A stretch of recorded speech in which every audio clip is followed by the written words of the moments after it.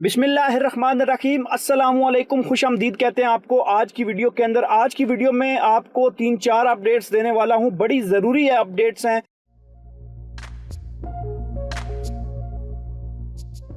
उन लोगों के लिए जो कि सफ़र करना चाहते हैं दुबई या अबू धाबी या शारजा के अंदर। तो दोस्तों, इस वीडियो के अंदर मैं आपको वो अपडेट्स देने वाला हूं जो पिछले रिसेंट कुछ टाइम में ऐसी डेवलपमेंट हुई हैं सफ़र के दौरान, जैसे पाकिस्तान से यूएई सफ़र करना है या इंडिया से यूएई सफ़र करना है, उसके दौरान जो डेवलपमेंट हुई है उसके हवाले से आपको अपडेट करते चलें।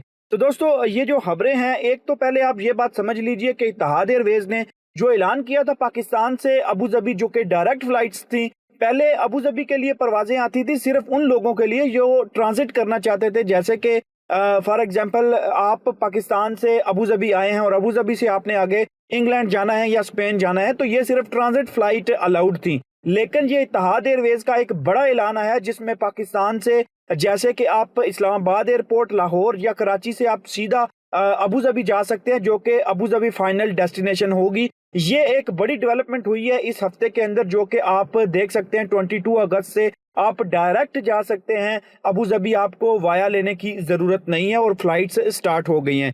दूसरे नंबर पे मैं आपको वैक्सीन के हवाले से बताऊं कि जो पाकिस्तान से वैक्सीन लगवा के आना चाह रहे हैं यहाँ पे, उनके लिए अभी फिलहाल मुश्किलात का सामना उनको करना पड़ेगा। उनके लिए मजीद मुश्किलात हैं, वो अभी तक सफर नहीं कर सकते। अभी ये जो इत्तेहाद एयरवेज ने ऐलान किया है 22 अगस्त का, जो परवाजें डायरेक्ट अबू धाबी जाएंगी, उनको भी अभी यही जो कंडीशंस बताई गई हैं वो ये हैं कि जो यूएई से आपने वैक्सीन ली है सिर्फ वही अफराद अबू धाबी के लिए सफर करेंगे। तो उसके बाद रैपिड टेस्ट के कानून में तब्दीली एक बड़ी आई है। रैपिड टेस्ट में ये बताया जा रहा है कि पहले आप 4 घंटे पहले रैपिड टेस्ट करवाते थे एयरपोर्ट पे, लेकिन अभी वो टाइम बढ़ा के 6 घंटे कर दिया गया है। अभी आपको 6 घंटे पहले रैपिड टेस्ट करवाना पड़ेगा, उसके बाद ही आप लोग वापस आएंगे यूएई या दुबई के अंदर आप आ सकते हैं।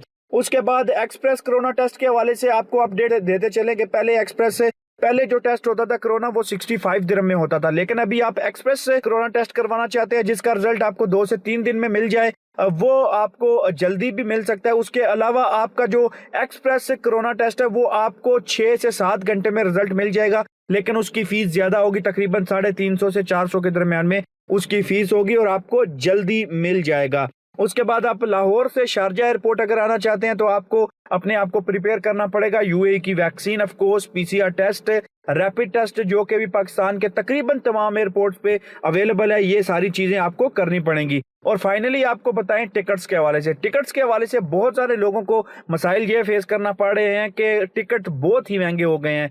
लोग 1-1 लाख का टिकट लेके आ रहे हैं, 80-80 हज़ार का टिकट लेके आ रहे हैं, जो कि एक नाकाबिले यकीन बात है कि हम कभी सोच नहीं सकते थे कि इतना टिकट होगा और इतना महंगा टिकट हमें लेके आना पड़ेगा। लेकिन अगली वीडियो में मैं आपको टिकट की सारी डिटेल्स बताऊंगा, आपके साथ शेयर